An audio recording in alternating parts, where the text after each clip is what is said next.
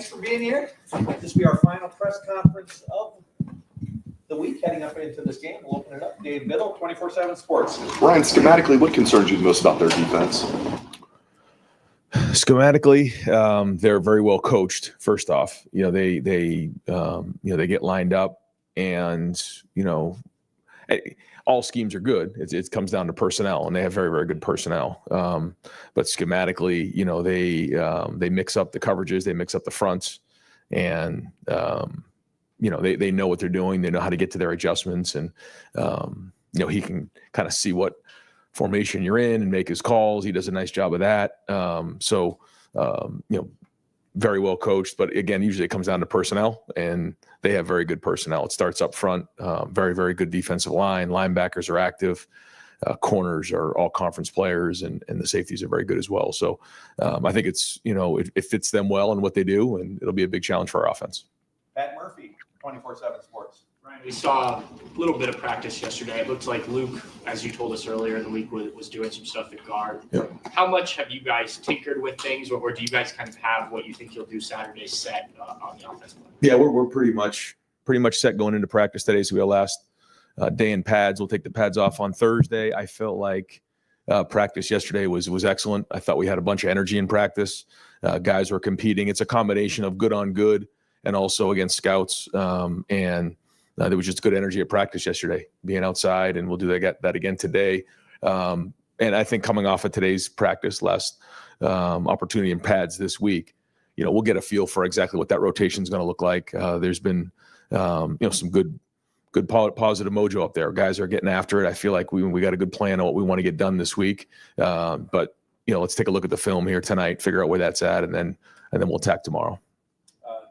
Stephen Means, Cleveland.com.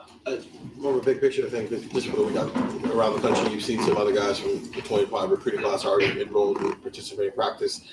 Are there guys you're expecting as you try to make this run here to join you guys in practicing, whether it's now or getting out to bowl sites? Yeah, so we've talked. Guys need to finish their high school career first, and then move on from there. But classes start here the first week of January. So based on how things go, we've talked to those guys about that opportunity, and some of them, have to make a decision whether they want to play in all-star games or not. But for those who are enrolling at mid-year, based on how these next few games shake out, we're gonna have an opportunity to have these guys here, and that's been the plan all along, to have them practice with us all the way to the 20th.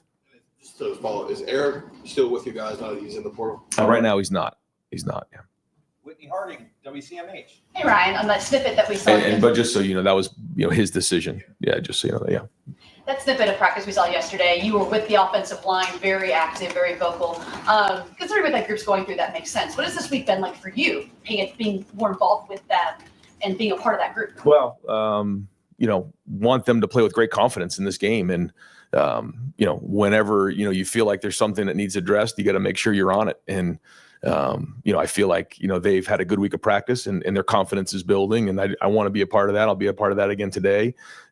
Justin's worked hard this week, and those guys have as well, but it comes down to the leadership of Donovan and Josh. And then it goes from Carson and then obviously to the guards. But, I think it also helps having Will, encouraging these guys with leadership. When you get into playoff games, obviously the offensive line play is critical, and we need these guys to play really, really well. So same thing. We'll be in there today, and I feel like yesterday was a good, again, mojo coming off the field, good energy coming off the field that way, and they know how they need to play in this game. Not that everything has to be perfect, but we got to rock off the ball and knock people back. They have a good front, and so might we swing and miss every once in a while? Okay, but we're not going to swing and miss by not being aggressive. We're going to be aggressive. We're going to go after these guys and making sure that we're moving back the line of scrimmage. And we got to make sure we do that again today in practice, and then use the time leading up to the game to get their body and mind right to go play the game. Has it been fun for you to be a part of that energy? It's just part of coaching. You bounce around from different group and different room, and ultimately it's the jobs of the coaches to get them ready to go play really, really hard and do their job. But yeah, bouncing from room to room to help these guys understand what their job is in this game plan. And that's it. And I think we've done a good job of focusing on that which is doing your job in this game plan and just making sure that, we're coaching the team and the players are playing and that we keep the main thing. All right, Spencer Holbrook, Letterman Row. Yeah, right. The running backs, what have you seen from them, running behind this offensive line that you guys are going to take her with that makes you think that you guys are going to be able to do some damage on them? Well, I think it's important for them to have their best game this year in this game, both Travion and Quinshawn. They have had a good season this year. They've done some really good things, but now we got to be at our best and we got to run downhill, and everybody's a part of that. Will's a part of that. The receivers are part of that, the tight ends, but obviously the offensive line and running backs are a critical part of that. So you've heard me say this before, 3-yard runs got to be 5-yard runs. We got to take care of the football. We got to get downhill. And then, the first 4 yards are the most important. We got to get 4 yards every run. And then after that, that's up to them. They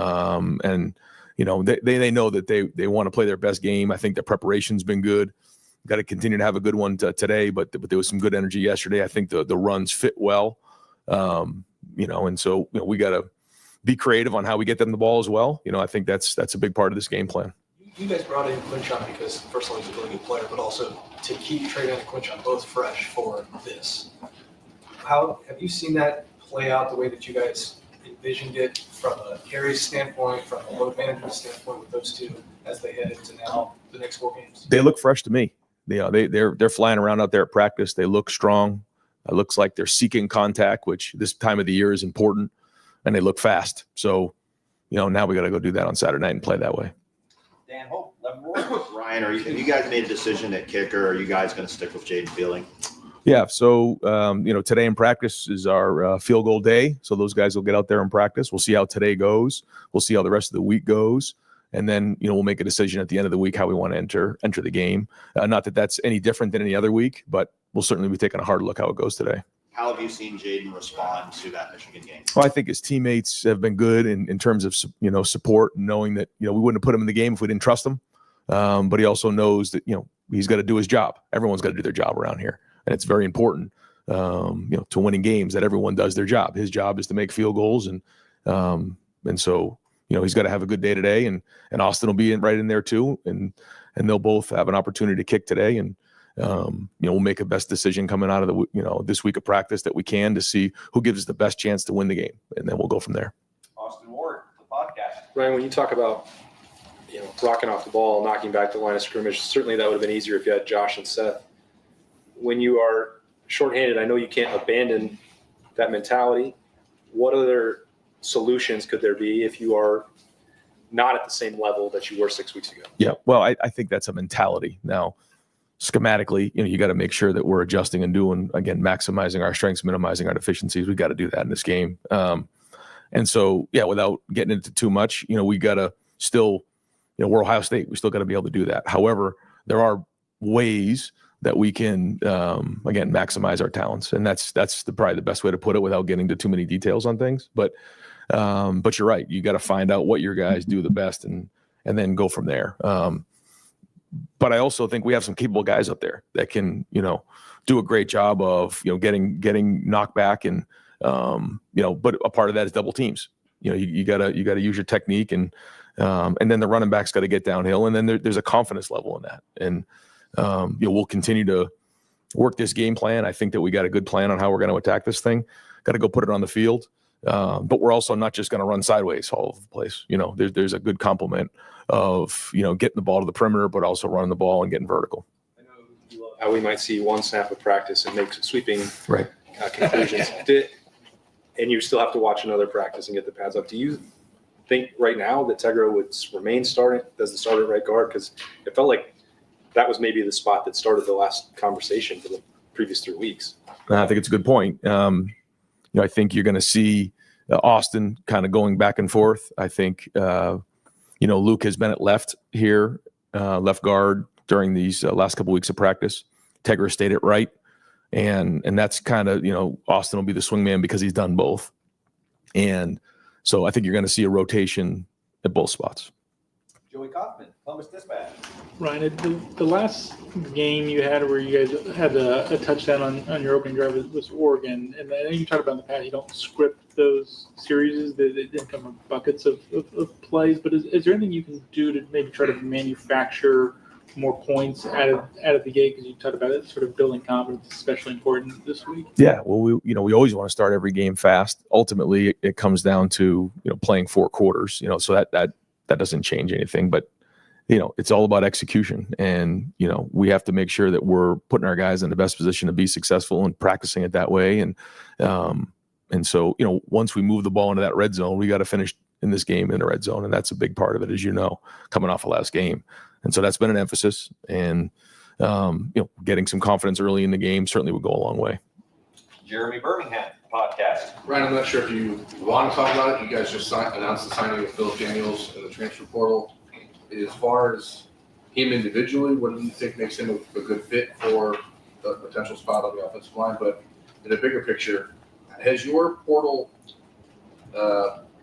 approach changed at all based on the last couple of years, or is it where you guys are still looking to just supplement, fill a couple holes where it seems like a lot of college football is making wholesale changes to their roster? I think every year it's become probably a higher percentage just across the country. For us, it'll probably be the same thing this year. I think last year we ended up 7 or 8 guys. It'll probably be higher this year. Maybe there was another guy I'm forgetting, but I think every year that number is going to go up. But as we've talked about before, this the sustainability of a program has got to be built through high school recruiting and then development and then retention of your roster, which that's not going to change here. That being said, we know that there's some positional needs that we got to get dressed, and we're going to work hard to make sure that we do that. I think there's unbelievable opportunity in certain spots. You're seeing some of that already, and so we'll be aggressive in making sure that we already have some good guys in that room already that we feel like can continue to grow and develop and then have a bright future ahead of them. But we certainly are going to need some help in there, and so we got to go out and make sure that we're addressing that, because we're getting ready to go play in a game, but there's another season coming real fast, and this portal is open, and so we got to make sure that we're doing our due diligence in building our roster for next season. Is there a recipe, like a guy like Philip, for example, who's got 3 years left to play, has gone out, left Ohio, played good ball somewhere else in the Big Ten, or that level of play?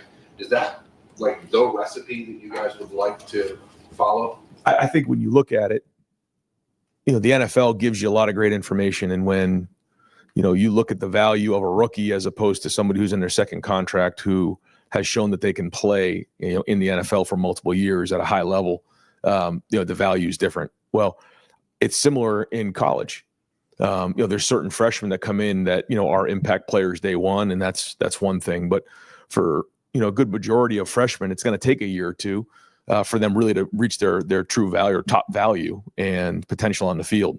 So bringing folks in who have played years already in college, who have shown that they can play at a certain level, there's a value there that's different than bringing in an 18, 19-year-old player as a freshman.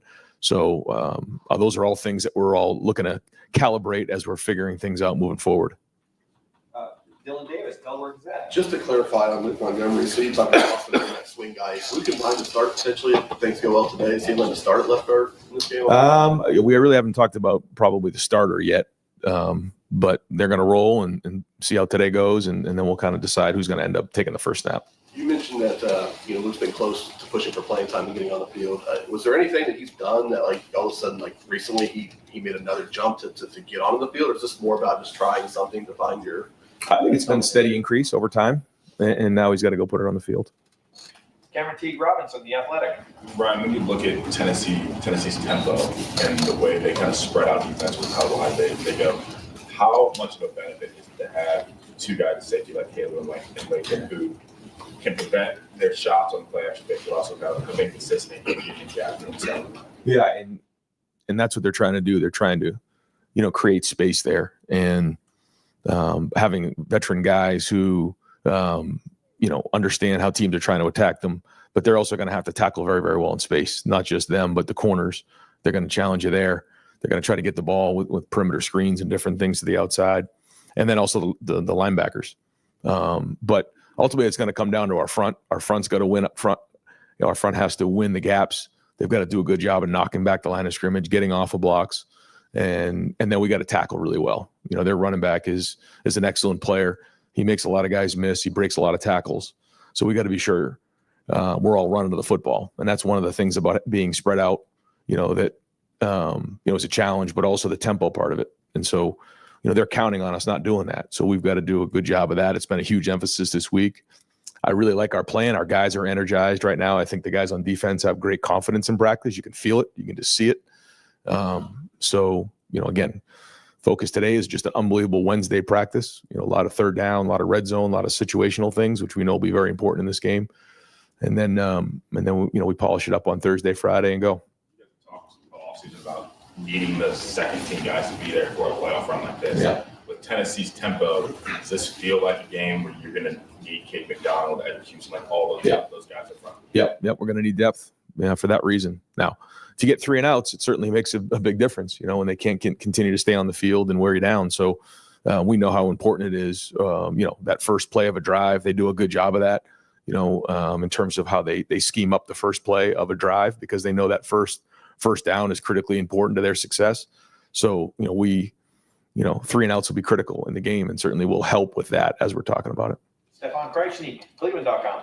We heard yesterday Mecca kind of talk about, not just the players trying to improve for the Michigan game, but also kind of holding the coaches accountable as well. Just what has that dialogue kind of been? How the coaches kind of embrace maybe what the players are saying as well, as opposed to, one-way avenue? I think when you come off of, any loss, you want to identify the things that, went wrong, the things that obviously went well, but the things that went wrong. And then, everyone's got to take accountability. And, if we're going to move forward, there has to be accountability between the players and the coaches. And that's about trust. And there's been open dialogue there. We've had some really good meetings in those areas. And, you got to take accountability. Here's some things we got to do better. Here's adjustments we have to make based on what's going on. And then, both sides understanding that, like, we're all looking to do the same thing here. And I think you got a very, very mature team. So their feedback is very critical in this. And I thought it's been very, very productive. I think we're all in the same, it allows you to move on quicker. I think, you get to, get it out there. Everyone talks through it. Here are the adjustments we're going to make. Everybody agrees with it. And then we're all rolling in the right direction. And that's where we're at right now. How much do you think it helps a guy like Jeremiah to kind of see Mecca be one of those leaders? Do you feel like Jeremiah's voice has kind of grown? Even though he's a freshman, he is still one of the best players on the team. Right now, I would say he lets his play do his talking for him. When he does speak up, people listen because they have a lot of respect for him. But right now, he's letting his play do his talking right now. But he's also getting an opportunity to see some tremendous leadership within the team. Andrew Gillis, Cleveland.com. Brian, when you look at Nico Iamaleava, what stands out about him on film, and maybe how have you seen him get better throughout the course of the second season? Well, he's got a strong arm, which is critical with their offense and how they want to, push the ball to the sideline. With the NFL hashes, with the college hashes, it's certainly wider than it is in the NFL. And so, they try to spread you all the way to the sideline. So he's in line with the quarterbacks they've had in the past who have a strong arm. He can get the ball out quickly, makes good decisions, but he's also athletic, and he's done a nice job of, if the first, couple reads aren't there, he goes and looks to make plays. So we got to make sure that we got a good plan for his scrambles, because that's something that's kind of been hidden this year for them. And he's very accurate as well. So very talented. Joe Nugent, WCMH. Certainly won't be the first night game of the season, but first one in a long time. What does the day look like for the team as you build toward kickoff? Well, we've been practicing a little bit later on. We moved it back a little bit. 4:00 we felt like was good. We get any later than that, it gets a little bit too long of a day. But we've kind of moved things back a little bit on purpose. We've let them sleep in, as opposed to the last half of the season when we were playing at noon. We were getting guys to bed early. We were waking them up early. We were starting things a little bit earlier. With this game, we've had 3 weeks to prepare. We're letting them sleep in a little bit, bringing them in here and practicing later on, just to kind of get their biorhythms in sync for that. But the day of the game, again, let them sleep in, try to keep it as routine as possible. We'll have breakfast. We'll come over here for a little while, get a couple of walkthroughs in, let them get some treatment, go back over, have a few meetings. 4 hours before the game, we have our pregame meal, and then we're on the bus and we're rolling. Bill Rabinowitz, Columbus Dispatch. particularly against the better teams on your schedule, how close would you say you've come to playing the kind of football that you will need to play to win this whole thing? Yeah, I think you've definitely seen throughout the year, whether it's on offense, defense, and special teams, just very good play. But then you've also seen times where it hasn't been that way. So a complete game is what's required to win this game right here, and that's our focus. Yeah, I mean, for extended periods, you've had that in games. Penn State obviously played with Indiana, but not for 60 minutes against the better teams. Is that a fair assessment?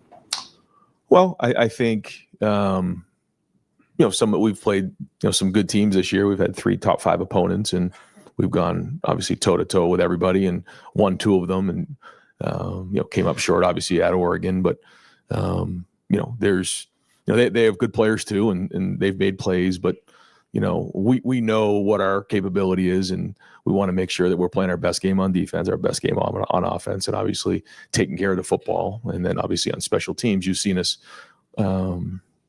really make a major impact in the second half of the season in special teams. So we have the capability to do that. I think you've seen that in some of those games as well. Go ahead, Bill. I'm sorry. It's been 3 weeks. It'll be 3 weeks since the last game. How long has it felt? I think as we get closer to this game, guys want to get back on the field now. You can feel it. There's just an edginess to them. They want to get back out and play this game, coaches included. It hasn't felt as long as a bowl practice, where it's been a month or so leading up to it.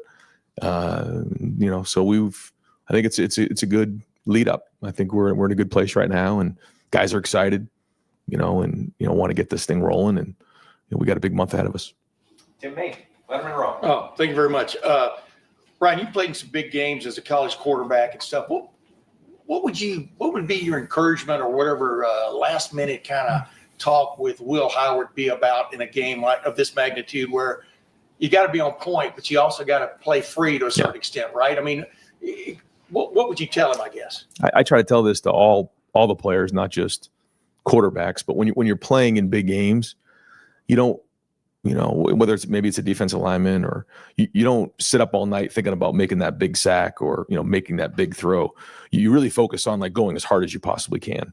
And those plays will happen because you've worked so hard. You're going to fall back to the level of your training, and, your instincts will take over in those moments. I think sometimes when we try to play out a game or predetermine what's going to happen, you can get yourself a little bit sideways.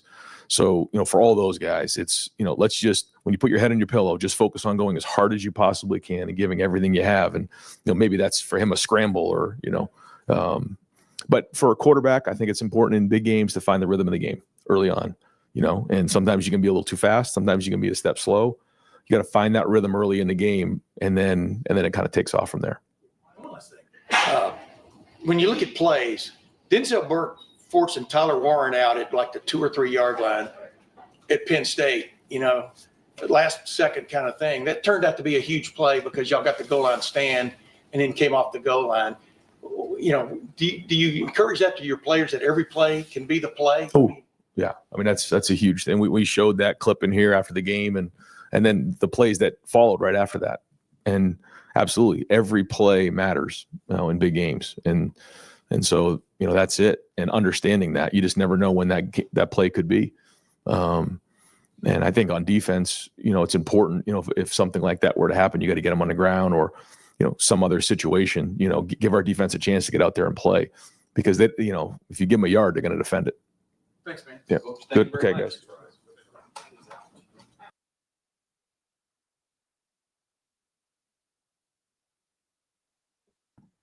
All right. Thank you to Kevin for streaming the show for us, the interview for us. And now Tony and I are going to take over for you with a little bit of a live instant reaction. So welcome to a very special live episode of Buckeyes Tomorrow Morning for Thursday, December 19th. I'm your host, Tom Orr. The Tennessee game in 2 days, the game against Michigan in 345 days. Tony Gerdeman just got a chance to hear Ryan Day for the final time before the game kicks off on Saturday. It seems like a broadly optimistic tone, but boy, I think the first thing we have to talk about is the offensive line. And the phrase that I wrote down is that they might see a rotation at both guard spots. Sounds like he's really talking about this week and not Saturday, but it's Wednesday afternoon. You have a college football playoff game on Saturday. A rotation at both guard spots does not sound super, super great to me right now. Yeah, 3-guard offense is supposed to be basketball, not football. And Mika mentioned it in the comments, or Night Person did. If you have 3 guards, do you have none? And that's a little bit of what it almost feels like. And to have the idea that Austin Seerveld is maybe going to start at left guard, but then also play at right guard and mix in both places. And Luke Montgomery will either start at left guard or rotate in at left guard with Austin Seerveld. So Austin will be going back and forth between left guard and right guard. And you'll have to look at the film tonight to see who should be starting at left guard. This I've crammed for some exams in my time. This feels a little bit like that, like just keep putting it off. And then it's like, oh gosh, Justin Fry has like a 14-page paper that is due this weekend, and he's well, let's see what the film looks like tonight. So yeah, it's certainly not ideal for that's my biggest takeaway coming out of this is, okay, 1, you don't know who you're starting, and 2, but you're playing 3 of them. Yeah, that feels like you're not, if you feel like your guard spots are good enough and you have a good answer there, having too many good answers, you just make it pick and you do it and you move on. Being at this point of the week without having either guard spot totally settled feels to me a lot like they're not, it's not, well, both of these choices are too good and I can't possibly choose between my 2 favorite children. It feels like, well, which is the least worst of these? And that's, that has to be a concern. Oh, Tennessee has a good defensive line, the interior of the defensive line. Omar Norman Lott in the one of their nose guards, he is a really impactful player on the interior of that defensive line. And so they are going to have to figure that out, because you can't have a repeat of the Michigan game where the interior of the offensive line is a huge problem. Tennessee's interior of the offensive line is not quite as good as Michigan's. They're good. They're not quite that good. But boy, you saw how disruptive that could be against Michigan. If it's that disruptive again, I feel like that has to be a concern. This certainly doesn't feel like one of those situations with too many options, like the gif of the little kid with the little fat kid with the 2 cookies and he can't decide which one. You're like, gosh, left guard or right guard. This is not that. This is a situation where, to me, it feels like, well, we're going to try this. And if it holds up, then we won't need to rotate. And if he doesn't, then we will rotate. Or if he holds up and we rotate and it doesn't work, okay, then we go back to the other guy. It's kind of the Velociraptors testing the fence and seeing if what they can get away with, and looking for a strong spot rather than a weak spot. But the messaging at least is, yeah, it's okay to make mistakes, but just go full out. As Ryan Day was saying, rock off the ball, make some mistakes at full speed. It's the hesitancy, it's the holding, and those things that will impact them negatively. If you make mistakes, but you're doing it with all out effort, then you can maybe make up for it, or at least that's less bad than a lack of effort and a lack of execution. And Day talked about the guard thing after he talked about the offensive line more broadly and how it's looking in practice this week. And we saw him yesterday when we were in there, spending a decent amount of time working pretty closely with the offensive line, because obviously that is the single biggest question for the team and the single biggest concern, I would say, for the team right now. So it makes sense that that's where the head coach is going to be focusing most of his energies. What was your sense of his evaluation of the offensive line so far this week? Well, I mean, he's always saying all of the good things, and they're looking good and they're playing with the right energy. And coaches always say, they paint a rosy picture, but Ryan Day with the offensive line has not always painted a rosy picture. As we know, we always revert back to the spring of 2023, where you could see the danger in his eyes about the Ohio State offensive line. So there are times where you can just tell, no matter what he's saying, you can tell. And I don't know, this is almost watch what they do, not what they say, in terms of, yeah, you're saying all of the right things, but you're still looking for your 5 best. And now it's down to 6. And this is not a deep offensive line. So the fact that you have to keep going deeper is not exactly instilling confidence that things are going to go well. Now, that being said, you can kind of hide a little bit at guard, so you can get away, and you can kind of scheme around some things, and whether that's zone blocking and they're with their teammates, kind of pushing along, or if you have some gap blocking and pulling, and you're like, you go get that guy. Is that easier for you? You go get that guy. This is what you're good at. Just go do that, and we'll work with that, and we'll scheme it up. And Ryan Day did say they like the scheme that they've put together.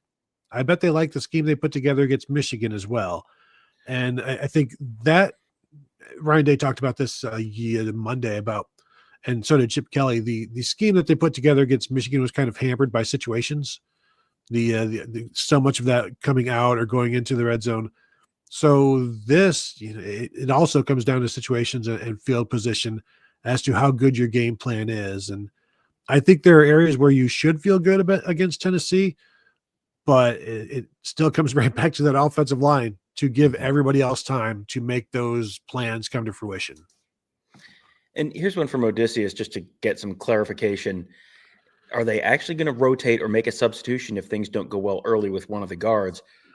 My sense is everything's on the table at this point. How else would you rather have it in the playoffs? We are going to try anything. So yeah, that's my thought as well. And if somebody is playing well, are you really going to yank them? I don't think so.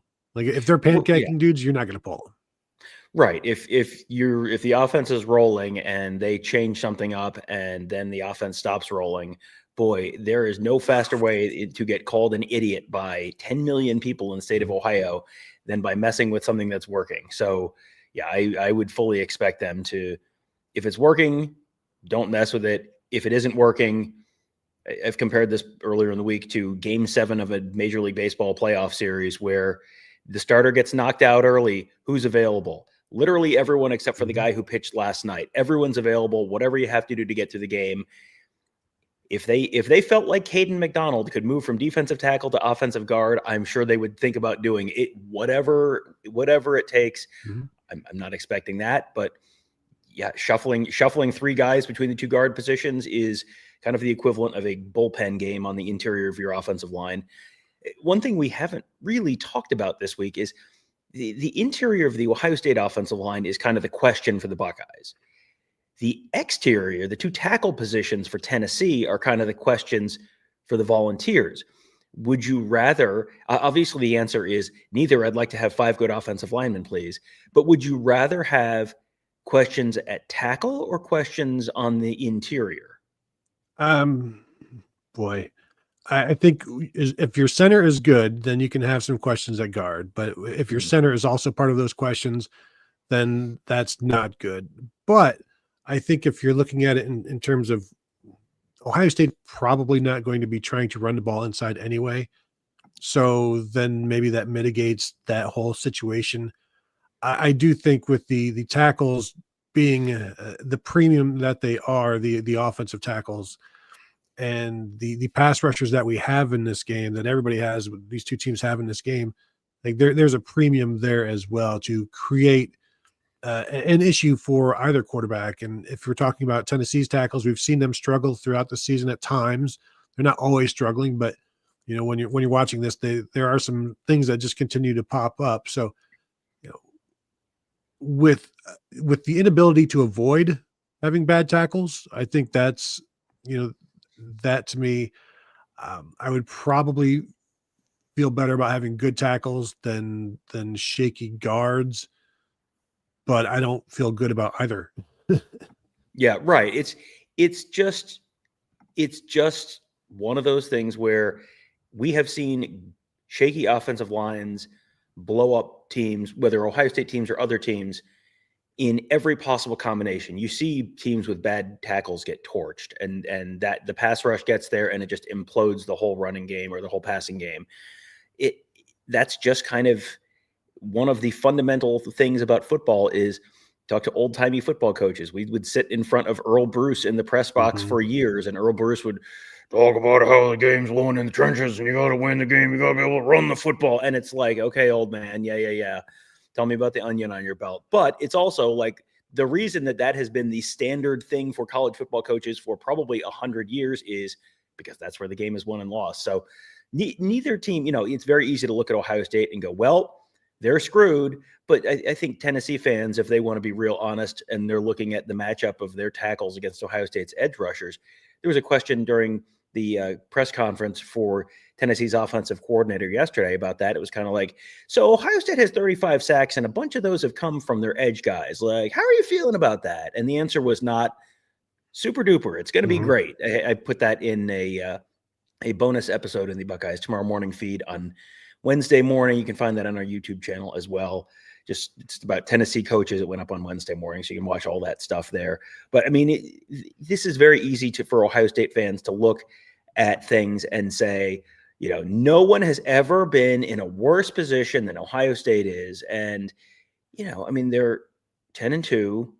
They lost 2 games by a total of 4 points, including one to the number 1 team in the country by 1 point.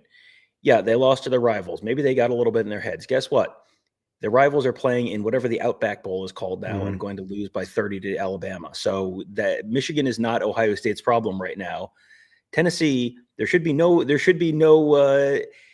head case anything about Tennessee. Tennessee has to come on the road in not great, it's going to be chilly and face a hostile crowd. So, how great can Tennessee be feeling? They're a 7-point underdog, give or take. This is, and as Daniel Sanchez says, support this team.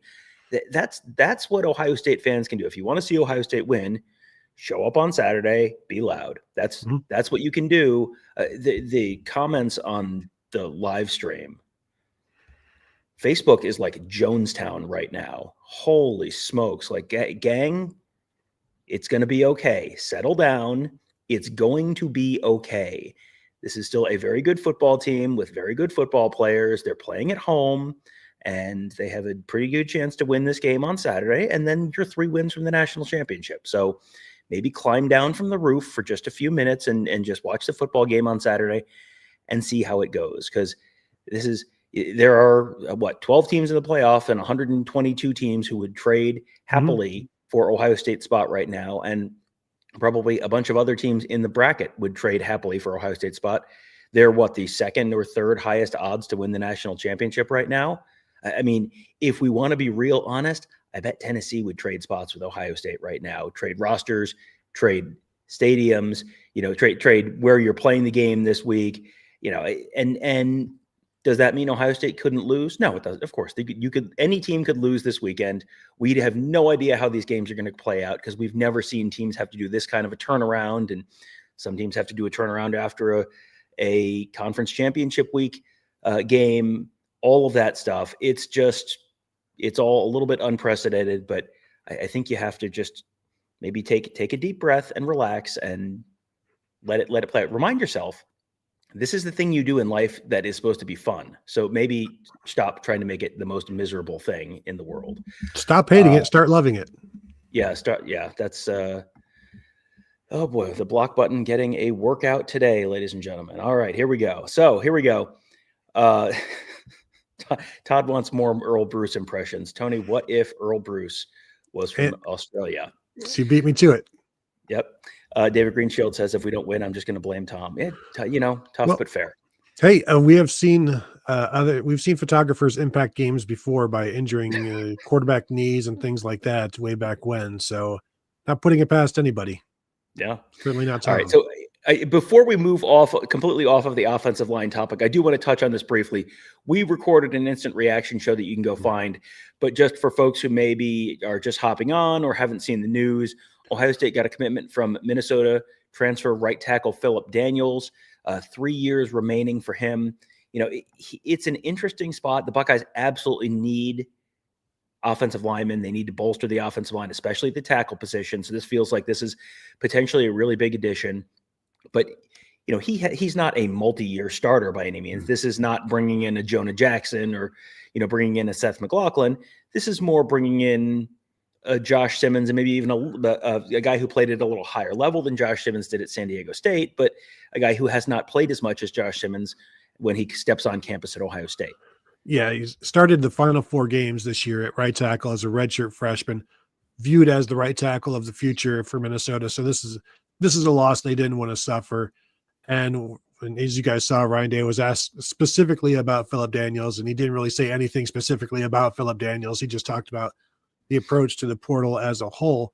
And yeah, I think you get what you can get. And this is a Cincinnati kid who wanted to come back home. So you need guys, and this won't be the last guy they get. They still need a left tackle, but now you feel better about your right tackle. And whether that means Phillip Daniels is your starting right tackle or not, that means the competition, the talent level has been raised, and you've brought somebody in with some experience. And in the Big Ten, as Tom said, it's like the San Diego State being what it is. It took Josh Simmons a little bit of time to go from San Diego State to Ohio State and play to that level. Phillip Daniels has played against Penn State. He's played against Illinois. He's played against teams like that. So he knows what it is and what to expect. So he can hit the ground running when he does get to Ohio State. So yeah, we got as Tom said, we've got a video out there so you can watch that after this one. And we got some clips in there of Phillip Daniels as well. So you can see what we're talking about against Penn State. All right. We have, let's move on now to special teams. We'll bounce back to the offense and the defense a little bit in a minute, but David Greenshield, hit the wrong one. Drowsy Dragon says no field goals in this one for Ohio State after the Michigan game. And Ryan Day was asked about the kicker situation. And this was another one where I kind of went, the question's asked and you're kind of expecting, okay, well, the answer is going to be, the guy who started for us all year is going to be the guy. And that was not the answer that we got. Yeah, no, he said that, although he said they're going to continue to watch it today and tomorrow, not that that's any different than what they normally do, even though it's always been Jaden Fielding for the last 2 years, but said they'll watch it, and Austin Snyder, the other walk-on kicker, will have an opportunity to win the job. And boy, I would not expect to go into a playoff game with somebody. I don't believe Austin Snyder has ever done anything maybe more than a placement at some point. Yeah, he's got some. Yeah, he's kickoffs, 3 kickoffs, and 3 extra points this year. Yeah, he did. He took over on kickoffs, I think, after Fielding had the one game where he kicked like 3 balls out of bounds. And he's had a couple. He's been, the guy who comes in when they're up 55-0, and he kicks the extra point to make it 56-0. So he's played, but he has not had this is a national TV game and season on the line and it's windy and he's been there, he's been around. I've watched him some during warmups. I don't think he has an enormous leg by any means. It might just be if Jaden Fielding at his best is probably better than Austin Snyder at his best. And I'm just saying that based on the fact that Jaden Fielding has been consistently the number 1 kicker for a number of years when Austin Snyder has also been on the team. But is Jaden Fielding going to be at his best this week? Wednesday is a day they do the most kicking. I saw there was someone in the comments saying they only work on kicking on Wednesdays. No, the kickers generally will go out and work before practice. The kickers will go out there and kick field goals and work on punts and all that kind of stuff for half an hour at least before practice. They just don't take like a full dedicated period to work on field goals every single day. That's just not how they do it. Wednesday's a day when they do that. So they'll do that at practice this afternoon, starting at 4:00, and then see where things stand after that. Now with Austin Snyder, so this is his 2nd year at Ohio State. He's a 5th year guy who played his first 3 years at Findlay, and I can just read some stats for you, Tom. Made 31 of 40 career field goals with a long of 51 yards, was 105 of 111 on extra points, was first team all conference in 2022 after making 15 of 20 field goals. And the 15 field goals was a Findlay record. And as we know, if you set records in Northwest Ohio, that means something. Yeah, for sure. That's, you're not kicking in ideal kicking situations or but it's real flat in Findlay. And so the wind is probably blowing about 900 miles an hour most of the time. So yes, that's going to be something that will prep you for whatever you're facing weather-wise on Saturday. But yeah, I'm still expecting Jaden fielding, but we'll see. Crazier things have happened, and that probably changes your fourth down decision making to a certain degree. If you're what your confidence level is in the kickers. Let's move on now to the running backs, the running game for Ohio State. Ryan Day was asked about Travion Henderson and Quinshon Judkins and how they look and how they feel right now this time of year. Dylan Sampson for Tennessee has basically the same stats in terms of carries and yardage and touchdowns. It's, he has more touchdowns, fewer yards, but basically the same number of carries as Judkins and Henderson combined. Earlier in the week, Sampson talked about the fact that this is the best he's felt. And boy, having a couple weeks off really made a difference in terms of how he feels. You get the sense from listen to Ryan Day talk, like Travion Henderson and Quinshon Judkins are both in about the best condition an Ohio State running back has been at this time of the schedule, maybe ever. Yeah, we've seen Travion Henderson with like similar numbers to what he has right now, but that was because of injuries and missing time. He's had 108 carries this season, which is nothing for him, which is, for some guys, that's a 3-game stretch. And Quinshon Judkins with 147 carries. So both of those guys much fresher than they've ever been. And as Ryan Day said, like, they're seeking contact now. And this is not that you're just running into contact. Why don't you run away from it? It's the fact that they're not shying away from it, where this time of year you might be like, I'm going to try to avoid every hit that I can get. Like, I don't need to be hit right now. It hurts. I'm sore. It's cold. Like, they're running with the purpose, with energy. And as he said, they want them to get them downhill and just get going. Because with either of these guys, if you can just get them going, just get them past the line of scrimmage, anything can happen. And that won't just be like he said, we can't just run wide the entire time, but you can run misdirections. You can run counters. You can run between the tackles, but do it in a way that isn't just north-south. There are obviously things that they need to find that they can do that work. And we've seen at times where Tennessee, you can run the ball a bit on them, and there are times where you can't. So clearly it's going to come down to some execution for Ohio State and finding the best combination. Really, if they start running, you better not rotate anything. Don't screw anything up. If you got something that is working, keep doing it until Tennessee stops it, and then maybe try to do it one more series and see if you can get it going again. This is a phrase that has probably never been said out loud by anyone in the history of college football media. But the Ohio State coaching staff could stand to learn a thing or two from Lane Kiffin, because Lane Kiffin, I know, I see your reaction, Tony. I get it. Believe me. Just on the field, just in this one case. Okay, you got to throw your play sheet real. No, you don't have to do that. You have to, if you've got something going, Lane Kiffin, if something's working, great, run it again. Did it work again? Great, run it again. Like, you don't get points for diversity of play calling. You don't have, this is not figure skating where you have to certain required elements you need to check off during the course of your short program. If it's working, keep running it. If you're running the pause option and it runs for 15 yards against Michigan, don't put it back in the garage and say, we'll see you in the college football playoff. Run it again. And then run something off of it. Run a play action off of it. Run an end around off of it. Whatever you want to do, take what's working and keep working it until it stops working. And they had opportunities to do that at various times against Michigan and didn't always do that. And that's something that the coaching staff will sometimes not want to do. And talked to Ross Fulton about the fact that Chip Kelly is kind of known for not doing that. He doesn't want to kind of keep wearing something out. And it's like, well, sometimes if it's working, you might want to stick with it. Yeah. Just looking through this chat here, UT Vol Camry Pub asks, besides Penn State, what is Ohio State's next best win? Not throwing shade. I'm seriously curious. If you were to look at the playoff bracket, you would see 2 Ohio State victories in that bracket, as Indiana and Penn State have both been defeated by Ohio State. So 2 of the top 12 teams.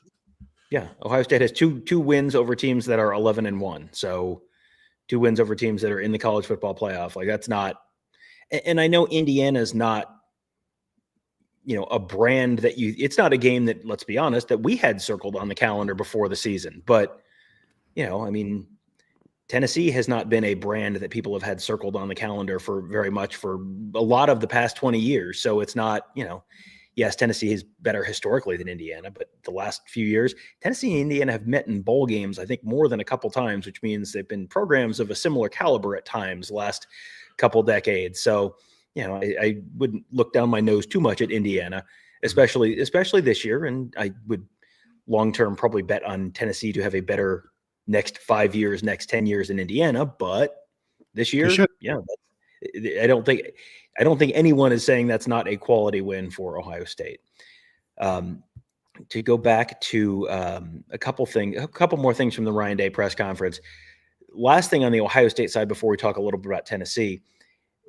The day on Saturday for Ohio State, how they've changed their schedule this week, how they're changing what their schedule looks like on Saturday, because they are they have all season, for the back half of the season, they have been in the rhythm of, okay, get up early, get to the stadium early, play a noon game, you're done at mid-afternoon. Now they're just getting to the stadium at the time when their workday was normally done. So how have they tweaked their preps this week and this month and what are they planning to do on Saturday? Yeah, Tom, we call that you've been moved to second shift. So you're no longer working first shift. You are now second shift.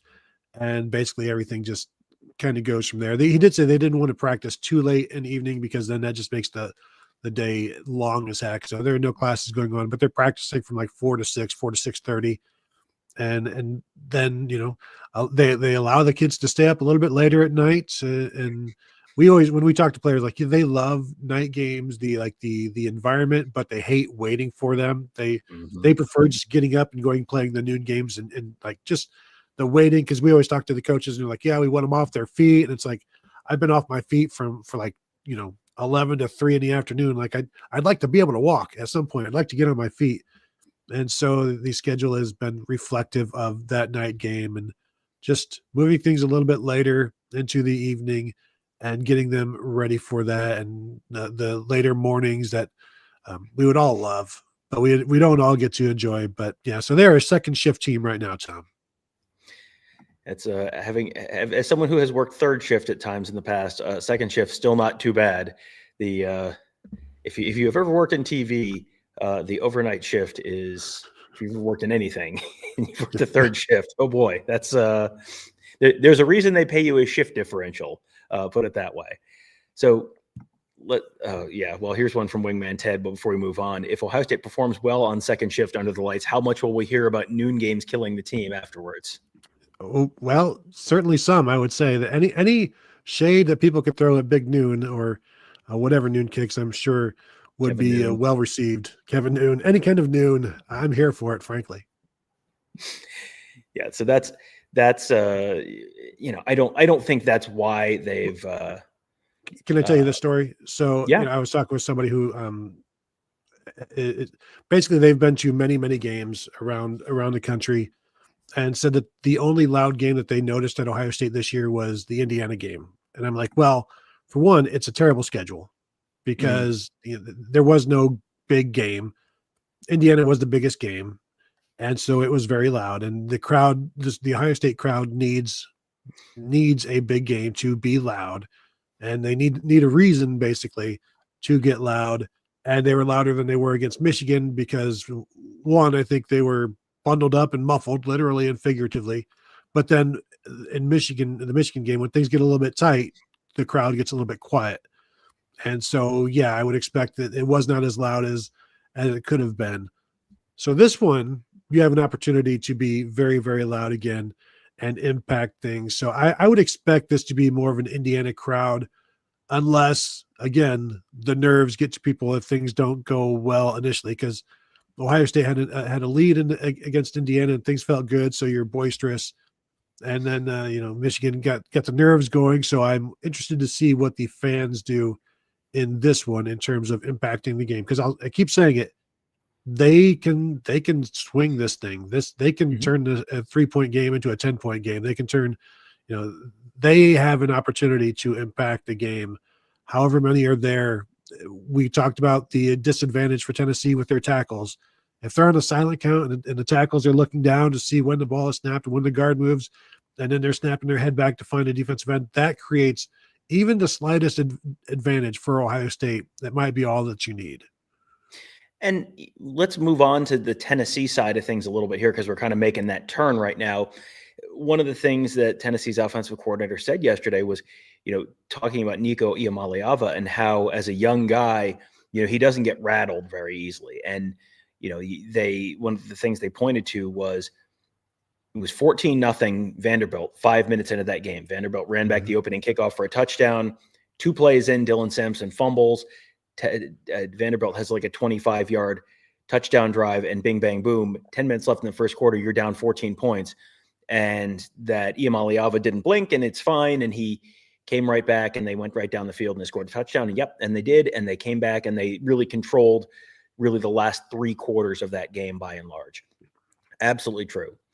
Doing that against Vanderbilt and a couple of young safeties, one of whom was a freshman, and doing that, yes, on the road, but on the road, just down the road in Nashville, and in a stadium with 29,000 people in it because it's under construction, and 2/3 of them are Tennessee fans. Like, that's a little different than having to do it against a team that's running Caleb Downs and Lathan Ransom out there, and where you've got 100,000 people instead of 30,000 people, and where I don't know how many Tennessee fans are going to be there. It's not going to be 2/3 Tennessee fans, I can tell you that. So, it's going to be a very different kind of animal, and in a spot where he has not really had to play in a spot like that before. Yeah, I mean, they went on the road to Georgia, so maybe that's the closest corollary that you see on their schedule this year, but they lost that game by 2 touchdowns. And, so yeah, Ohio State fans could potentially have a huge impact on the game, create a couple false starts, make the communication difficult. That can make it hard for Tennessee to communicate, which can make it hard for Tennessee to run tempo, which is what Tennessee wants to do. That was another thing the offensive coordinator got asked about. 3rd down, are you trying to hustle up to the line and, run a play before the crowd can get too loud? Or, do you have to make sure you've got the play call right and you guys have communicated all the stuff? And he said, you got to get it right. So the crowd can get loud, the crowd can impact that communication, all that kind of stuff. How badly does the Ohio State crowd want Ohio State to win on Saturday is kind of the question. Depends on who you ask. Yeah. Ask Facebook. I don't think they. Yeah, please. Yes, thank you, Jonestown, for your comments.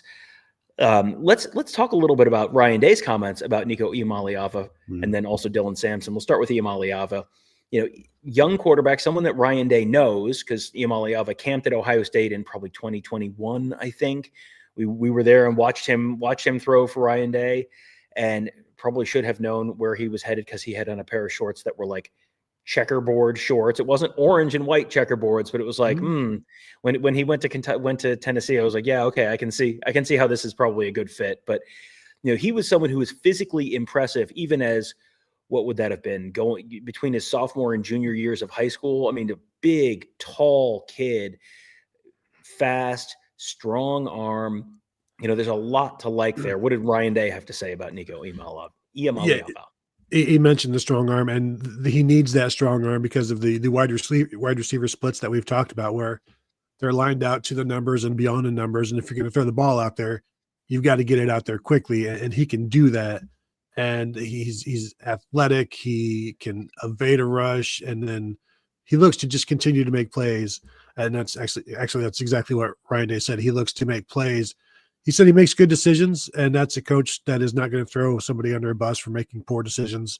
The decisions are not always great for Nico Iamaleava, but when he gets outside the pocket, he's going to look to throw the ball. And sometimes that means somebody breaks open. Sometimes that means he's throwing back over the middle, and maybe he shouldn't. So, it's a concern when he gets out of the pocket, but I think we've said it all week. It's a concern for everybody. But he has a tremendous arm, and it's quick. It's strong. He can make whatever throw you need in this offense. And they're all over the place. Receivers and ball catchers are all over the place, and wherever they are, he can get it to them. It's just sometimes maybe it's a little late, or it's a little inaccurate, or maybe he's off platform and sends the ball a little high, but he's going to try to get it there. And the defense has to be ready for that, whatever it is, and be ready for a throw to be made. And then also, if you have an opportunity to bring him down in the backfield, you have to do it. And if you don't, then get ready to go through another series of 3 to 14 downs because you missed that one tackle on third down. And another guy who that's true of is Dylan Sampson. Dylan Sampson, the running back, led the SEC in rushing, 256 carries, 1,485 yards, led the SEC, 22 touchdowns, led the SEC, 275 plays from scrimmage, led the SEC.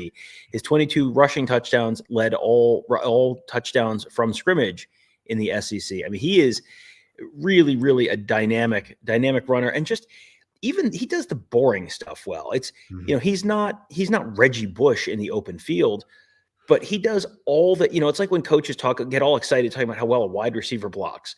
The Tennessee coaches get excited talking about Dylan Sampson and how well, if a play is blocked for 3, he's going to turn it into 4 or 5, and that's not exciting. That's not going to show up on college football final unless it's a 4th and 1 or you're at the 2-yard line or something like that. But he does all the little stuff that if Ohio State isn't really, really disciplined and really, really good with their tackling and getting him to the ground and not letting him get those extra couple of yards, that's the stuff that can add up over the course of the day.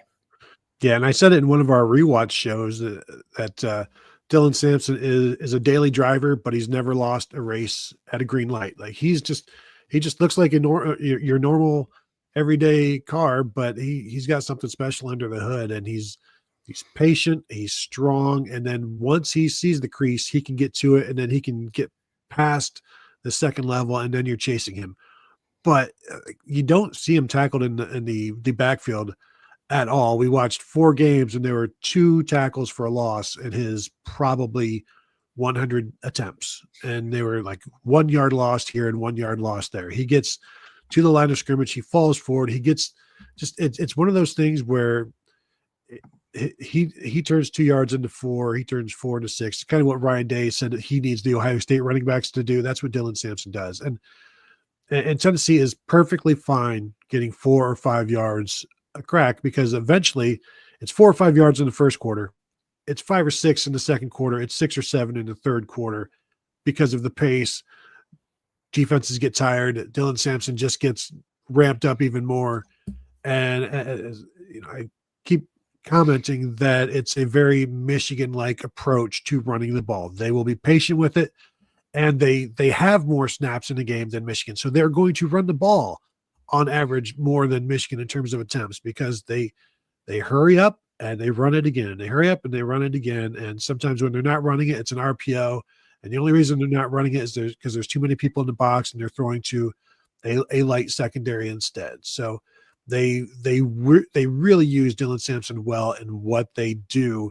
And he creates issues for the passing game. He creates issues for the running game. And he makes Nico Iamaleava a really good quarterback, because he frees him up by bringing in the defense to then face just one-on-ones in the secondary. Yep. Definitely something to watch on Saturday night. We've got to get a super chat in from our buddy Omar Austin. Which team has the edge in special teams, and do you think this super chat will make it on air or be cut due to crappy audio? Now, we did have your super chat on the air last night. If you're wondering why didn't they go to the press conference like normal, because we had done 2 days worth of press conferences this week already, but because of the weird setup and getting bumped out of the facility early yesterday because of the different schedules, we ended up having to do one show outside on the outside the building and on the Wi-Fi, which worked for a while, and then they turned down the Wi-Fi. Tony said like an AM radio powering down at sunset, and then all of a sudden we didn't have good Wi-Fi anymore. So decided to control our circumstances today so that we didn't have that same issue. So apologies for the end of last night's show. So Tony, which team has the edge in special teams? Well, I will just say the audio version of that, I think the show itself was about an hour. I trimmed the audio version to about 36 minutes or so because of the sound and the Wi-Fi. So again, apologies for that. That's not our fault. Blame Ohio State. plenty of people in the chat willing to do that. So which team has the edge in special teams? Well, I'd say one, the team that knows who their kicker is and is definitely sure who their kicker is has an advantage there.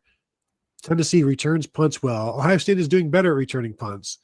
Tennessee has given up a 100-yard kickoff return this in the last 6 weeks or so, the last 4 weeks. Again, that does not apply to Ohio State because they don't return kicks well. But overall, I would probably say, what game has Ohio State had an advantage in special teams this year? Because they haven't had many, and I wouldn't assume that it would start in this one when, I think Tennessee does not have great special teams that we've seen. It's like, it's not been like I've been wowed. Their kicker went through a stretch of being like 1 for 4 and went 0 for 3 in a game. He's gone, I think, 7 for 7 in his last 3 or 4 games. Mm-hmm. But I'd still give Tennessee the edge. Yeah, Max Gilbert's the guy who does the placements, the PATs, and the field goals. He hit from 50 against Vanderbilt. Now he hit the crossbar and bounced it in, but he hit from 50 against Vanderbilt. Josh Turbyville is the guy who does their kickoffs. He has put something like 70 of 85 kickoffs out the back of the end zone or just been touchback. So he has a great leg. The punter's whatever. The punter is unremarkable in pretty much every way. Boo, what's his name? Boo, the backup, the star. Boo Carter. Boo Carter. He's their punt returner. He is quick. He is quick in the punt game. Joe McGuire's going to have to hang those punts up there, and the coverage team's going to have to do a good job there. As you said, they gave up a 100-yard kickoff return against Vanderbilt, but they really had not given up any substantial kickoff returns at all season up until that moment. So you wonder if they maybe got lulled to sleep a little bit, and then Vandy runs back the opening kickoff 100 yards. Well, I'm guessing they will not be lulled to sleep now, so that will be that will probably be a little bit not relevant. Drowsy Dragon, we're going to kind of hit some questions here before we wrap up. We'll do this a little bit speed round style. Drowsy Dragon, will Larry Johnson finally rotate the defensive line in this game? Can Knowles make him do it?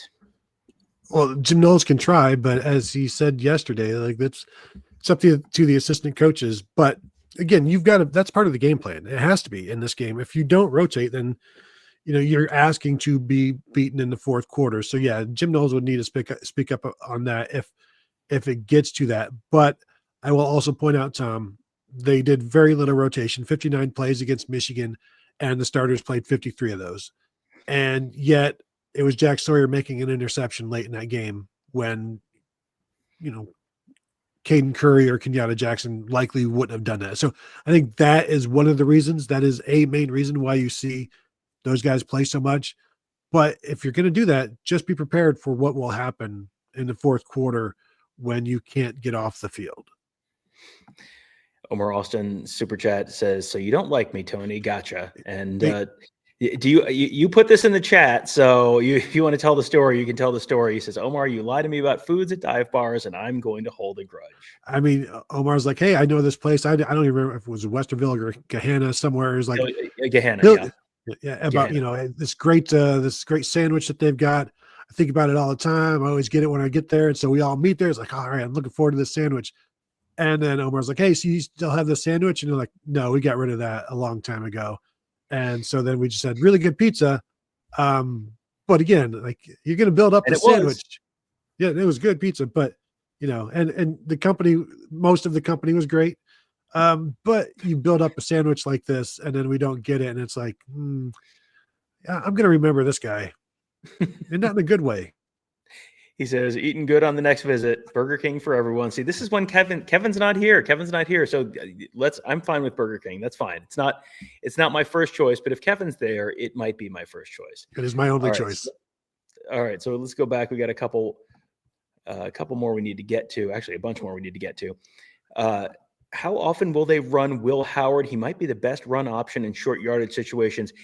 I think everyone sort of recognizes that running Will Howard's going to be important. I think that's something that you and I have certainly talked about. I talked to Ross, and Ross brought it up. Ross Fulton, our X's and O's guy, he brought it up on a show earlier in the week. I feel like we've heard the coaching staff kind of talk about it a little bit indirectly.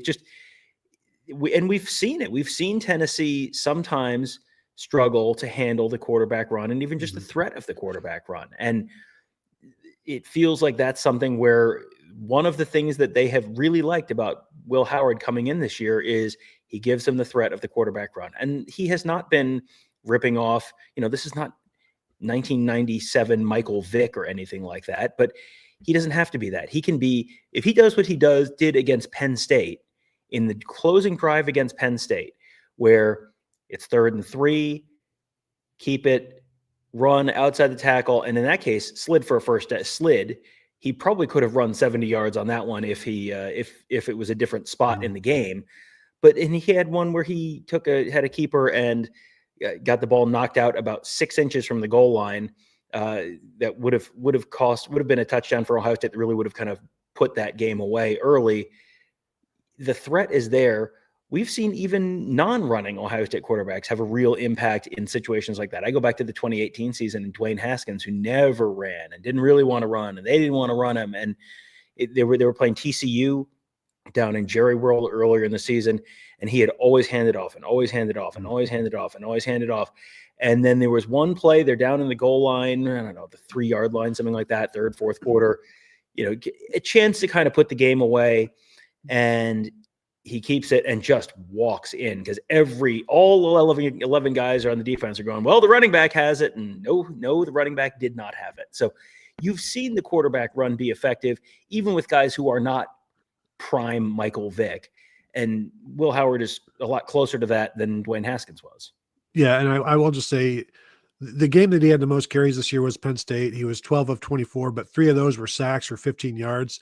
So he was 9 for 39, which is by far the best that he's been. The most he's rushed for is 28 yards against Iowa, but and 10 carries in that. I'm not sure how much of that was sacks, but he didn't run the ball much against Michigan. Got hit and hurt, and probably they didn't want to do anything after that. Indiana, they didn't need to, and I think in this one, if he only has 4 carries in this one, normally I'd say that's a win, just because 1, that's probably not many sacks. And 2, that's more of a thing that we do it because we need to, not because we want to. And this one, I think they will need to. And if he's around 9 for 39 with sack adjusted or whatever in this one, that would not shock me at all, because I think they need him to run to help the other guys run. All right, next up, Omar Austin says, like and subscribe, you mutts. Strong agree. I think you should all do that. Hit the like button. Make sure you're subscribed to our YouTube channel. I think he meant you must, and you just called everybody dogs, Tom. Well, I don't know. I just read what's written. Could have been meant Mets, which, also, I mean, you talk about calling people nice things. Yeah, Diet Dr. Pepper, not Diet Coke. The card says Mets. Once was lost says, I knew 2 offensive line injuries is tough, but how can we have absolutely nobody any good backing up these to the point we don't even know what to do? And I think there's a couple pieces of that. Number one, if before the season, we talked about who is the one guy that this team absolutely positively cannot afford to lose. And we landed on Josh Simmons. And even more so than Will Howard or Caleb Downs or Jeremiah Smith, Josh Simmons was the guy. And then, of course, Josh Simmons goes down the second week of October. And that's, that has been a defining part of the season. And tackles do not grow on trees. And you see that across the sport. Everyone is looking for tackles. Every time a tackle goes into the portal, it's like, well, Alabama and Georgia and Ohio State and Michigan and Penn State and Texas, everyone's in on all the tackles because everyone needs tackles. There are not that many good ones. And then they lost literally the Remington Award winner for the best center in the country. Guess what? There's only one of those every year too. And so now you lost 2 guys who are pretty irreplaceable. Now, that said, they haven't taken enough guys in multiple recruiting classes in a row. You can't have classes where you have 3 offensive linemen. You certainly can't have multiple classes in a row where you have 3 offensive linemen. This is very obvious. This is something that has been something that people have talked about for years. And, this is also, so this is on the current staff. And some of this is on the fickle finger of fate, as we've touched on. Now, there's also, this is the very end of the Greg Stidwara era, where those guys that he was recruiting his last seasons at Ohio State, where there were some real terrible in-state misses, those guys would be seniors on this team. And so you add a Blake Miller to this team, well, then guess what? Your offensive line looks a little different. There's really no reason to have missed on him. So there's a bunch of different things that have kind of factored in there, and they have done what they can to go into the portal and bring guys in. And Simmons and McLaughlin were both transfer guys, and they hit on both of those. So you know, the talent evaluation is there, the NIL effort is there, but you know, you can't have you either need to not have the two guys who you can't afford to get hurt, or you need to have much more depth in your offensive line recruiting. It's kind of been a perfect storm for Ohio State on the offensive line. Well, even this year, this one, if they had a left tackle, a backup tackle, a third tackle that they trusted, you wouldn't have to move Donovan Jackson. And Donovan Jackson would be at left guard, and you wouldn't have this 3-person rotation for 2 spots. You just have to figure out which of these 3 guards do we want at right guard. And if Seth McLaughlin hadn't gotten hurt, then Carson Hintzman is playing guard, and Carson Hintzman did a great job at guard in the limited time that you saw him there. I think we've seen they would have been able to overcome one of these. They're trying to overcome 2 of these. I don't know that any team can do that and not have a significant drop off when you're talking about 2 of the best players at their positions, one a consensus All-American, one like a second team All Big Ten selection after playing in just like 6 games or whatever. Market X says Tennessee is basically Penn State, but with no James Franklin. I think the Bucks win close. We got a question earlier in the week about which Big Ten team or which Ohio State opponent reminded us most of Tennessee, and I said Penn State. And I think a lot of the skill stuff, the running backs really good, quarterback good, very talented, and we're gonna get into the quarterback comparison in just a second. So I'm gonna leave that alone. Offensive line, good but not amazing. Defensive line, pretty good.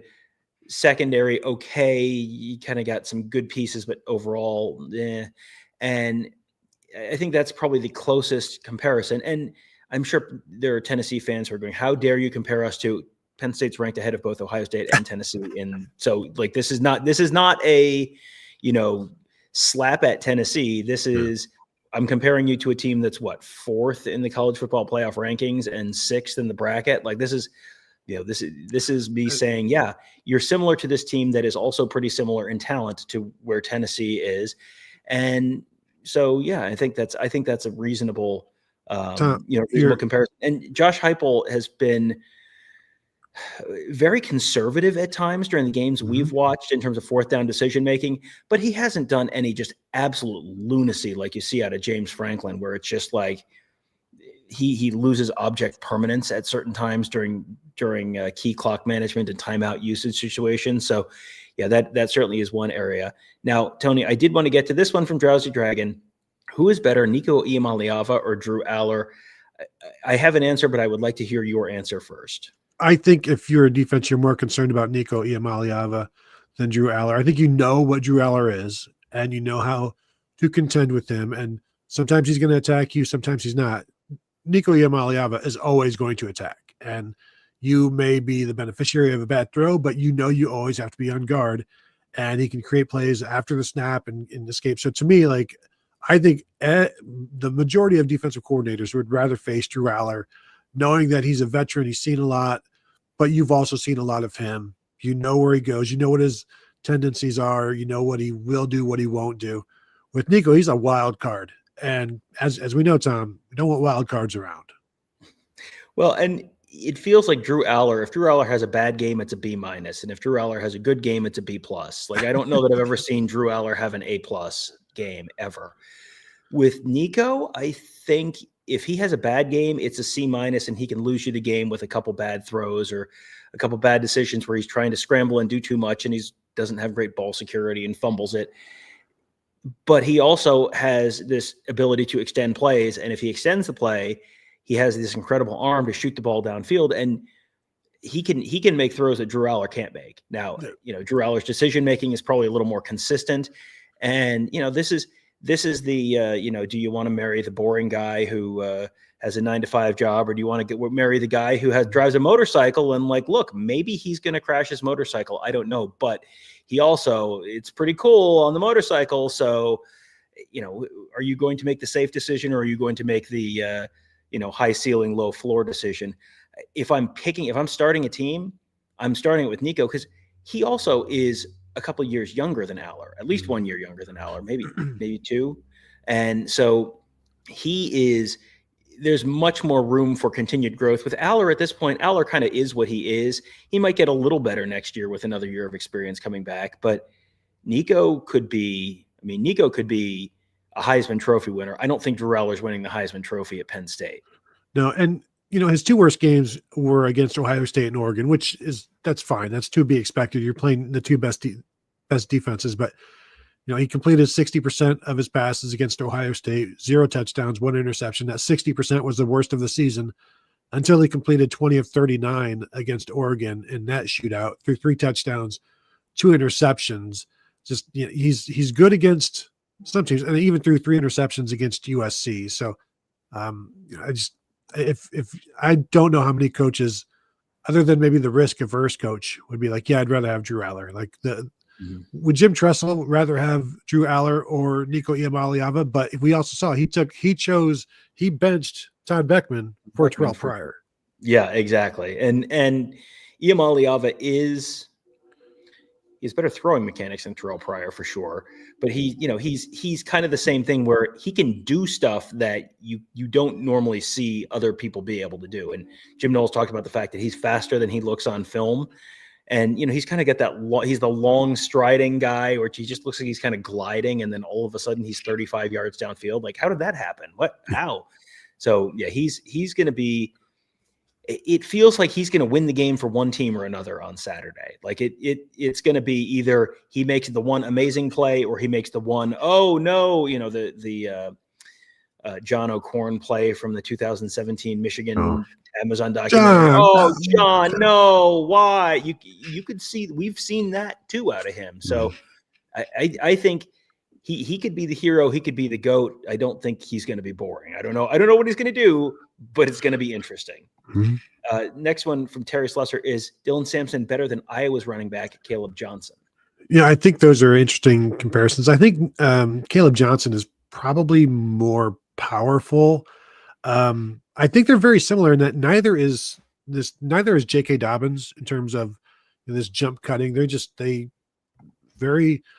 matter of fact running backs, and they get their yards. They get like the bulk of the yards that are possible. They will get, and they won't miss things, and they will just continue to keep you up on schedule, on course. So I think they're very similar.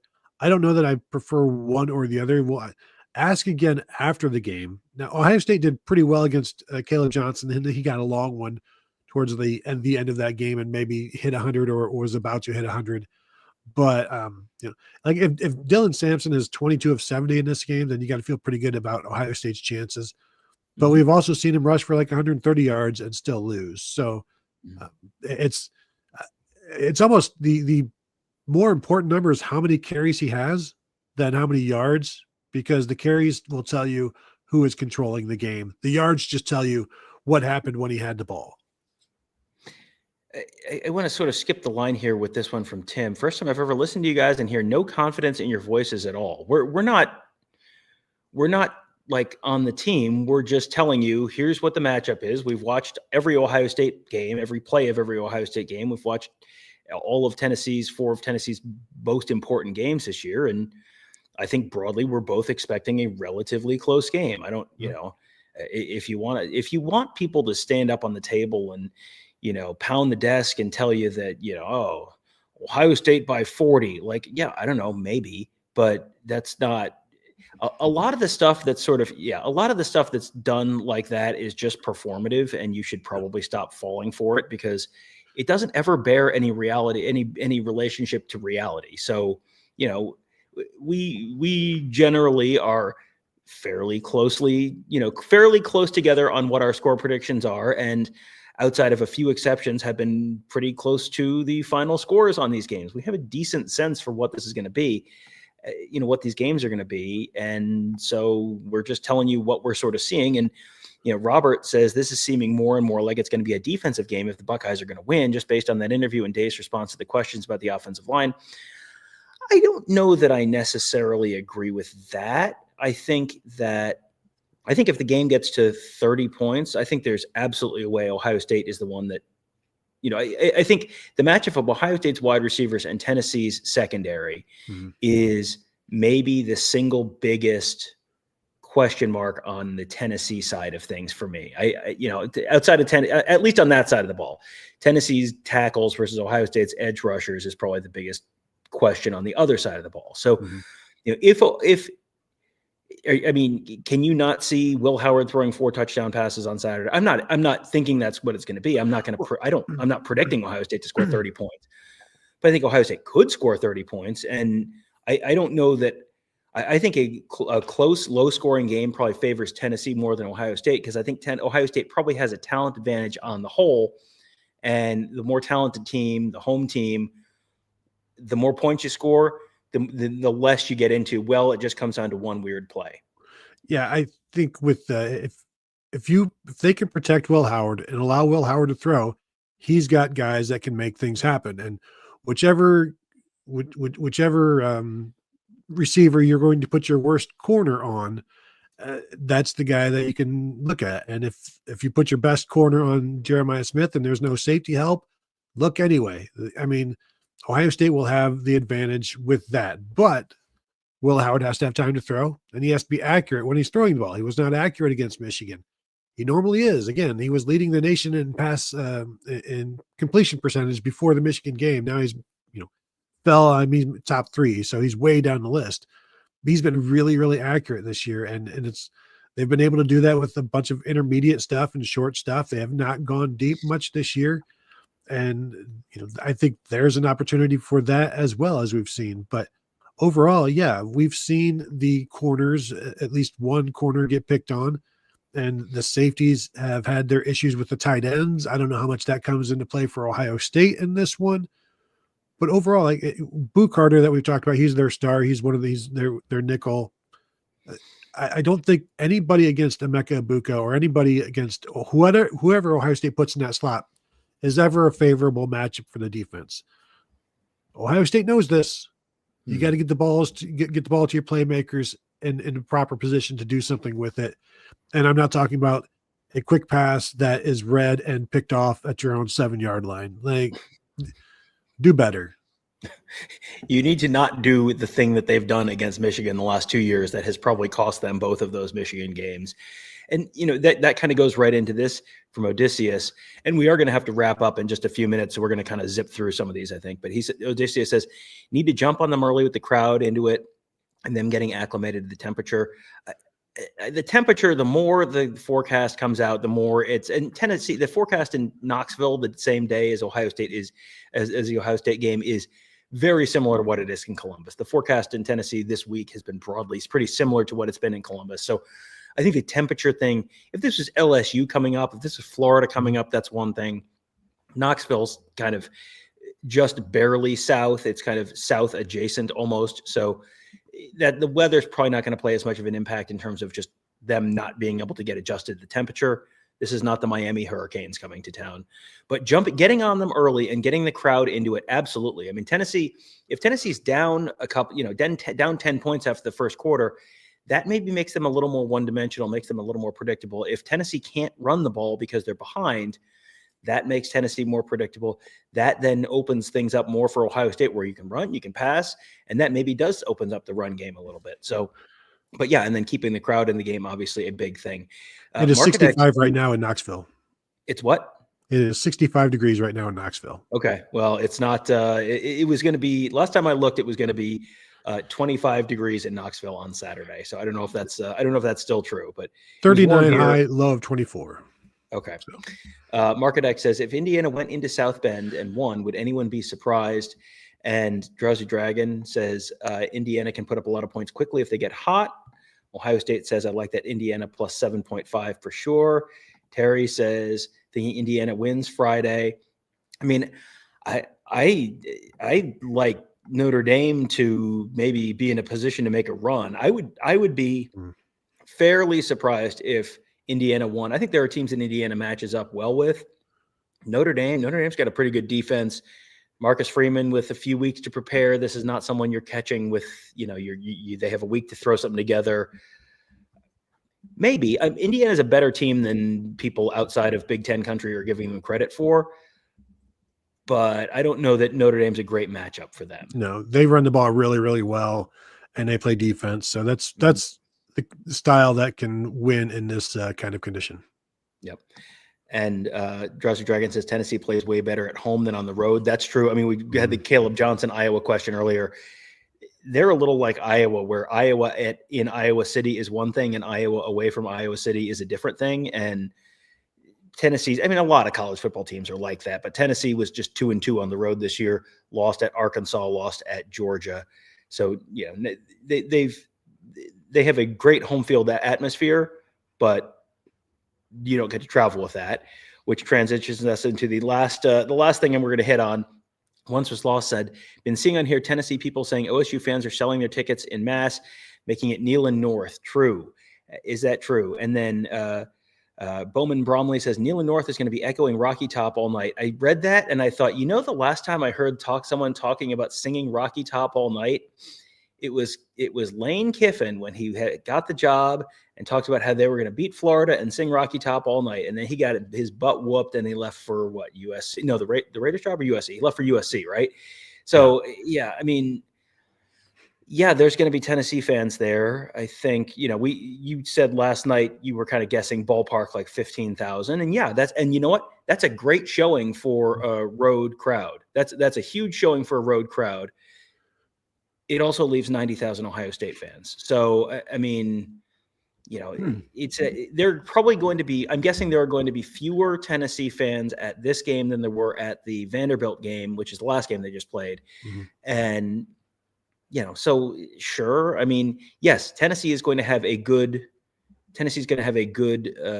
crowd, but I go back to my barometer for, we've seen Ohio State fans take over lots of different stadiums over the years. The game at Wrigley Field this year was easily 90% and probably 95% Ohio State fans.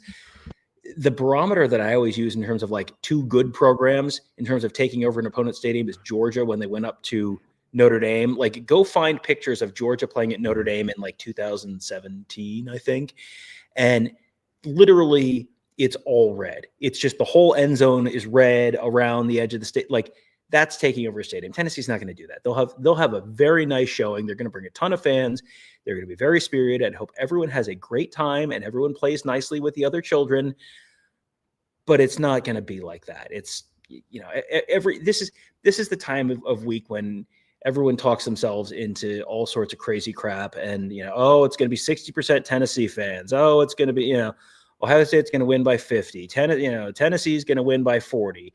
The Big Ten's going to lose every game in the playoff. They have 40 points. Like, people talk themselves into all sorts of crazy crap this time of week, and then the game happens, and it's like, yeah, it's probably going to play out sort of similar to the point spread, sort of similar to the over/under number. If you pick the score based on the point spread and over/under number, you're probably going to be reasonably close. Like, that's just kind of about how these games typically go.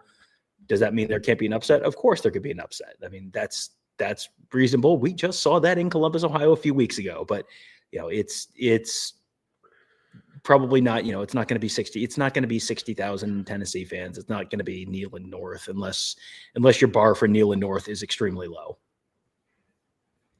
I'm just going to zip through here real quick and see if there's anything else urgent that we need to get. Nope. Okay. No. Okay, good. All right. So that will do it. Thank you guys all for joining us. We're going to have much more coverage coming for you this week, all week long at youtube.com/Buckeye Huddle and BuckeyeHuddle.com. Tony and I are about to record a show. We already did a show on what does Tennessee need to do to win the game. And, that's a very plausible thing. This is not, we don't bother doing what would Akron need to do to win the game against Ohio State? Like, we don't bother doing that show. We only do those shows for games where the opponent has a real legitimate chance to win. And there is absolutely a path for Tennessee to win. There's also a very clear path for Ohio State to win. So we'll talk about that in an upcoming show on the Buckeye Weekly podcast feed. Also did, as we mentioned earlier, an emergency podcast on the commitment of transfer right tackle Phillip Daniels from Minnesota. You can find that on youtube.com/Buckeye Huddle or in the Buckeye Weekly podcast feed. Did some bonus episodes for you in the Buckeyes Tomorrow Morning feed and on our YouTube channel. clips with interviews with Tennessee's offensive and defensive coordinators. Try and get you another one with Josh Heupel and another one with Ryan Day later on this week as well, plus much more coverage, all at youtube.com/Buckeye Huddle and BuckeyeHuddle.com. Make sure, take a second, like this video, leave if you're listening on a podcast platform, make sure you subscribe to our shows, leave us a 5-star rating and review. That helps us out as well. And finally, consider signing up at BuckeyeHuddle.com today. Get your first month for just $4.99. Well, the first month now, Tony, will get you to 2 days before the national championship game. So could be a very eventful month in Columbus, Ohio. Well, it's going to be a very eventful month in Columbus, Ohio. We'll just see which direction the eventfulness is coming in. But going to be a very, very interesting month either way at BuckeyeHuddle.com. That will do it for today. Thank you guys all for joining us. Have a great day. We'll talk to you tomorrow.